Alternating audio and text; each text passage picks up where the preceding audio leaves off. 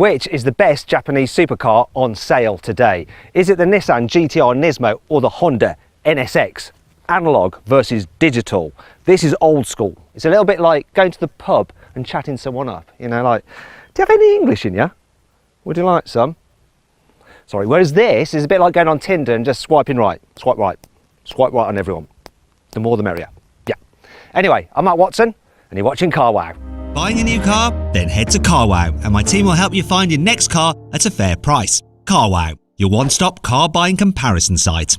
Let's start off this video by talking about the price. So the Nissan GT-R NISMO starts from £180,000, whereas the Honda NSX is a relative bargain because it starts from £150,000. However, when you spec it to be the same as the GT-R, then they come out as the same price. So this one is £180,000 because it's got extras on it like the carbon fibre pack, you've got carbon fibre in the engine bay, you've got the upgraded carbon ceramic brakes which you get as standard on the GT-R. All adds to the price, you see. Now this will be the part of the video where I'll go click up there to go and buy a new car through CARWOW, and you're probably not actually in the market for a new car.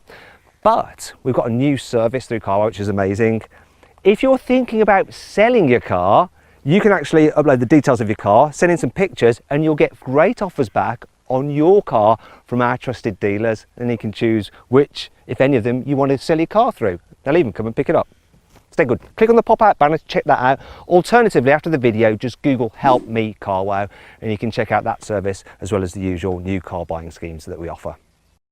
Now let's compare these cars' designs, and they look so different, don't they? So this is a classic supercar shape, very low.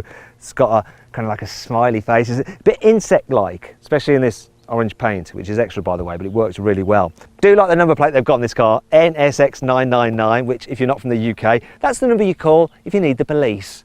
The GT-R's number plate's pretty cool as well, G3, grrr. And it really has got a grrr about it. It's like an angry fish, like it would just bully you out of the way.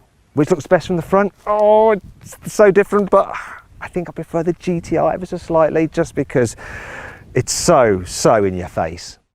This is pure supercar, low slung, mid-mounted engine, whereas this is a GT-R, isn't it?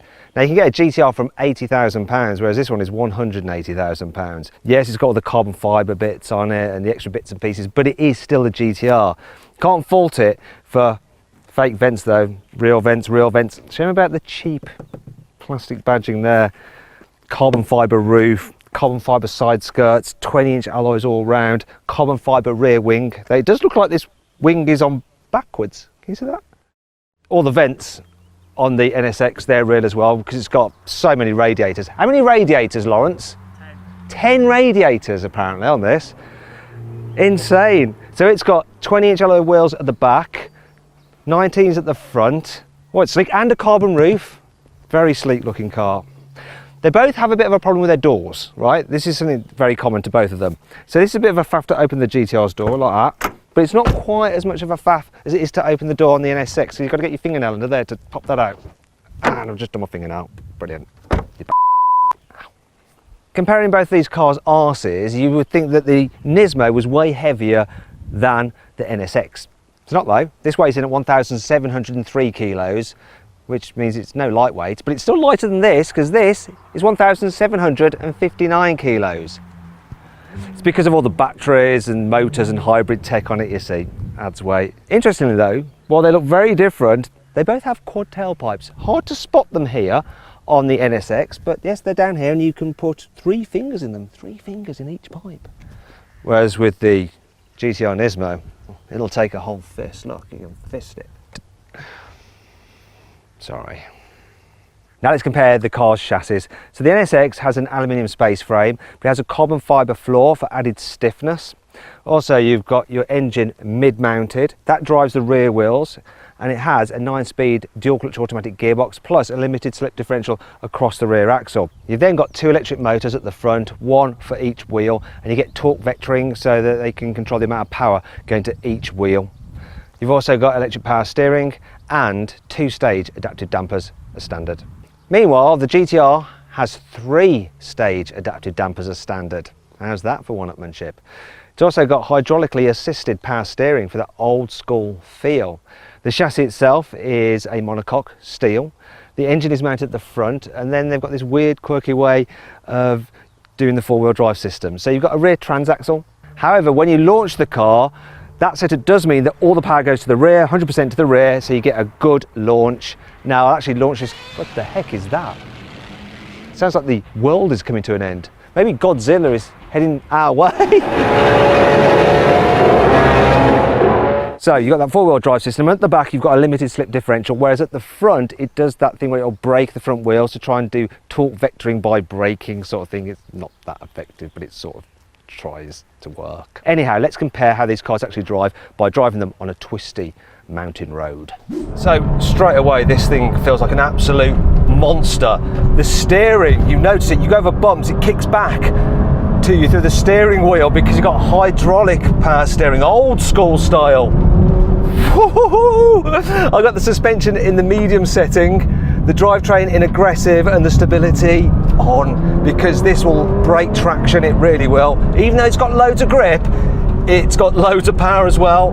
Whole car is busy though, shaking, wobbling, telling you what's going on.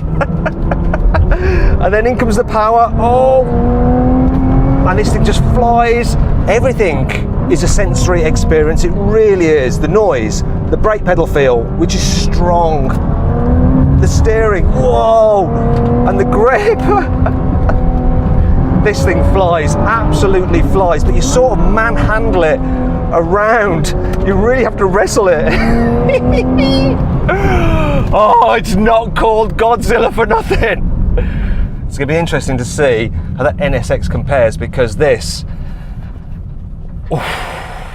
you get a bit of a workout when you're driving this thing fast, let me just tell you that much. Jumping out of that GT-R into this NSX, it just feels so very different.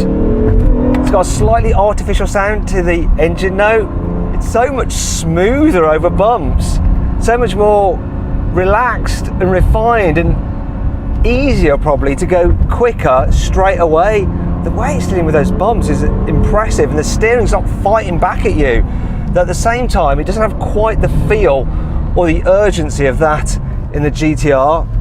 Despite all its digital features, you can't really tell that it's doing clever stuff with its electric motors. It just seems to hook up and get you down the road. It feels natural, it really does. They've done a great job on it. And even though it's slightly heavier than the GT-R, it actually feels a little bit lighter. Is it such an experience? It's not as intense, and it's confidence inspiring. The GT-R you need big balls for, whereas you can drive this quick with little teeny balls that I reckon when you get into the groove of the GT-R, it will ultimately be a little bit more rewarding. This GT-R NISMO has a claim to fame. It has the biggest brakes ever fitted to a Japanese production car in the history of the world. So you got carbon ceramics all around, 410mm discs up front, gripped by 6-piston calipers. At the back, 390mm discs, gripped by 4-piston calipers. The Honda NSX's brakes are a little bit smaller. So as standard, you get steel brakes, and you have 368mm discs at the front, gripped by 6-piston calipers, whereas at the back, 360mm discs, gripped by 4-piston calipers. But if you upgrade to these carbon ceramics, then your diameter increases at the front to 381mm discs. And at the back it stays the same, 360. So it's got slightly smaller brakes than the Nismo GT-R, but will that have an effect on the braking performance? Let's find out. Right, let's see how good this NSX stops. So, full emergency stop from 70 miles an hour. Use my specialist timing gear to test it. See what distance it takes to stop. Here comes the line. Oh, is it regenning as well? Regenning, putting some energy into the battery while I'm braking. That's actually pretty blooming good. 41 metres. It stopped from 17, 41 metres. Impressive. Right, now for the Nissan. Let's see if you can beat what the Honda did. Here we go. Here comes the braking zone. What did we get? What did we get? Oh no, look, oh sorry Nissan, 44 metres I'm afraid. Looks like that's a victory for the Honda. Now let's compare these cars' interiors, and yeah, interiors on either this NSX's or the GT-R strong point. So this is an interior like you might expect from a supercar from 10 years ago. It's a bit plasticky in places, whereas other materials do feel quite nice and well made. I do love the seats though, they are super comfy and you sit nice and low. The steering wheel feels nice, but the paddle shifters are cheap and plasticky. And there's this general layout, it's a bit odd, and the infotainment system, oh, it leaves a lot to be desired, this Honda infotainment system. You don't even get satellite navigation as standard. Then there's the digital dials, which are okay, but they're starting to look a little bit dated. And some of the graphics are a bit childish for a car at this price. Wait till you see the launch control icon, it's just, it's embarrassing. You'll see it soon when I launch the cars. And check this out, the cup holder solution. This. Yeah, brilliant Honda, brilliant. If the Honda's interior feels a decade old, then this feels almost 2 decades old. I mean, have a look at this. Just have a look at it. There's no digital dials here. Well, there is a little digital display with a bit of information, but it looks like they've just stolen that from an old original Game Boy. Quality isn't quite as nice either as the Honda, this leather on here and here, though I do like the Alcantara on the dash of the Nismo, which I probably just dirtied with my greasy, sweaty, sun cream ridden hands. Like the seats, they're not quite as comfy as the ones in the Honda, but they are more body hugging. You've got carbon fibre about the place. Plus, look, cup holders and little door pockets. You don't get door pockets in that NSX, so that's better. It's got cheap feeling paddle shifters yet again, like the Honda though. And this is the thing that I hate about this car. You need to use 2 levers to adjust the steering wheel. You almost break your thumbs trying to undo them. Look, so that's the up and down one. Now I need to release another one for the in and outy one. Look. At least the infotainment system isn't as bad as the NSX is. I mean, it's not the very latest in modern technology, but it's just easier to use than the Hondas. But that's not saying much really. The time has come to compare these cars' engines. So they're both hand-built in Japan. Yes, this is a hybrid, which means that you think you've actually turned it off when you haven't, and occasionally it will kick in the engine to start the cooling system or whatever. Yeah, thank you very much. You've got a 3.5 litre twin turbo V6 mated to an electric motor which drives the rear wheels. Then you've got 2 electric motors at the front, and combined you have 581 horsepower and 645 newton meters of torque. Moving on to the GT-R. So that has a 3.8 litre twin turbo V6, puts out 600 horsepower and 650 newton meters of torque. There's nothing else to say about that because it's much simpler than the system in that car. Let's do it, let's launch them. Honda says the NSX will do 0 to 60 in under 3 seconds. That's all they say. But will it? Floor the throttle, launch mode, here we go. Or 3.29. What's the quarter mile? 12.02. Now the car did something weird there. It like backed out of the power. So it was fine to 60, but then the quarter mile was slower than it should have been otherwise because it backed out the power. I went, odd. It's a Honda. It's supposed to be super reliable. What's going on with this? Let's do it. Launch, go. Oh, slightly better, 0 to 60, 3.26. Did it again. Didn't like it at all. 11.84 for the quarter mile. Still not delivering the full goods. Tell you the truth, I have launched this car and got a clean run in it the other day. It did an 11.2. It's the best I had out of it, and quite a few runs at it as well. But today, it's not quite there, is it? Okay, now I'm going to launch Godzilla. So Nissan says this GT-R NISMO will do 0 to 60 in 2.5 seconds. Launch mode.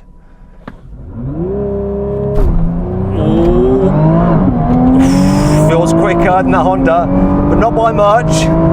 3.19 to 60. What's the quarter mile going to be? 11.28, which is the best time I've had exactly out of the NSX, but it's not the best time I've had out of a Nissan GT-R NISMO. Therefore, I think it's only right for me to do it again. Launch time. That feels a bit better. Come on, what are we going to do? 3.01, I'll take that. Should have a better quarter mile time. 11.05, not bad. Beat the Honda, beat the best I've had out of the Honda. They're the best I've had out of GT-R NISMO, 10.8. So if we can play that game, it's only fair to mention that as well. This Nissan is the quicker of the two cars. Fact. Now let's move on to what these cars would be like to live with every day, starting with practicality, something that really the NSX isn't. This boot, it's only got a capacity of 110 litres. The Nissan is 3 times the size, 315 litres. I do like the fact that it's carbon fibre there. So this does have carbon fibre here on the engine cover, though that's optional and that's standard. So it's also standard in the Nissan, rear seats. Now they're not really particularly big rear seats, but you can just about squeeze someone in there if you hate them. At some point you're probably going to want to drive your GT-R up the motorway, maybe even daily it. How does it cope? Well, cruising at 70, it's not the quietest thing. It's not unbearable, but you do get a bit of road noise, a bit of wind noise. One thing you can't complain about though is the performance. I'm just cruising 70. Now I'm on a closed track, so I can floor it now and we'll see what happens. Watch this. Gearbox, takes a second and then off we go. Off we go. And boy does it pull. It pulls for days. It really does. I'm going to do it again, but I'm going to do it from slower. So here we go, 40 miles an hour, cruising along, watch this. This is the car in comfort mode, flooring it. Takes a while for the gearbox to decide what it wants to do. You can feel it just changing down, then off we go again. Absolutely flying. What I'm going to do is show you the third gear roll on from 50, right, just to show you the torque of this engine. So here we go, I'm flooring it. Look at that, look at the speed just build. Wow. Godzilla is quick. Quick. Woo! It's livable. And it's got the performance. Is this NSX better as a daily than the GT-R? Well, I'll tell you what, on the motorway, it's definitely more relaxing. But the key thing is the suspension. It's just glidey. I've got the car in sport mode, so it's got its suspension in the softest setting. Actually, I could put it into Sports Plus where it stiffens up. It's still not as bouncy as the GT-R in its comfiest setting, but I'm going to go back into the softer setting, and it is, it's just relaxing. Then there's the response, so I'm going to put my foot down now. Oh, change gears quicker then than the GT-R did when you're just cruising along. Plus, you got filling from the electric motors just while the turbo spools up. You've got a bit of punch from the electric motors just to help you along. Really is good, this thing. It's so easy to drive. It really is an everyday supercar, this, absolutely. And the seats help. The seats are so comfy and cushioning. I could do mile after mile in this car. So then, what's my final verdict? Well, I think that I'd actually prefer owning the NSX. It'd just be easier to live with. But I'd actually end up buying the Nissan GT-R just because it's just got a little bit more personality. It's more of an event to drive, and that's what you want out of a supercar. And as we progress through the digital age, this will start to feel a little bit old hat with its hybrid system, whereas this will be refreshingly archaic with its just simple mechanical analog internal combustion engine setup. I love it. And that's why it wins this test. I hope you all enjoyed the video. If you did, please give it a like. If there's any other comparison videos you'd like me to do, let me know in the comments below. I will check those out. Now, I just wanted to share with you how agricultural this GT-R can sound, especially when you start it. Listen to this. Listen to all the mechanical bits moving around. Hear that? The rattling, and if I put it into drive, hear that? It's like clunky. Anyway, if you want to see some more videos, click on those windows there, and if you click on that box there, you can go to CARWOW to see how much our trusted dealers will give you for your car if you're thinking of selling it. If you're not, you can still sell it anyway, make some cash to go towards one of these.